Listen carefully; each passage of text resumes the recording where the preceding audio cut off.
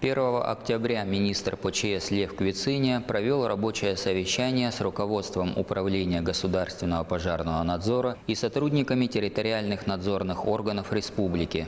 Одним из главных вопросов на совещании стало предстоящее совершенствование организации осуществления государственного пожарного надзора, которое предусматривает объединение всех районных надзорных органов в единую функциональную систему под управлением центрального аппарата. Такой подход, по словам Льва Квициня, должен улучшить работу службы за счет оптимизации и распределения полномочий, а также повышения уровня работы службы в целом.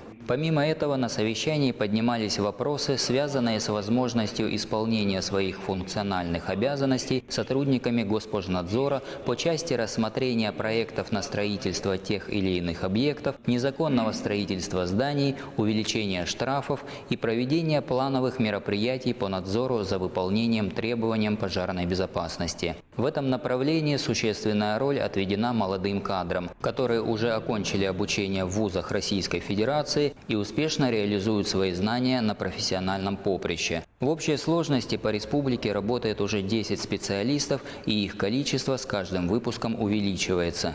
Для успешной работы в этом направлении существует и необходимость совершенствования материально-технической базы, подчеркнул Лев Квициня. Абхазия должна соответствовать всем современным мировым стандартам. В первую очередь это касается безопасности граждан и гостей республики.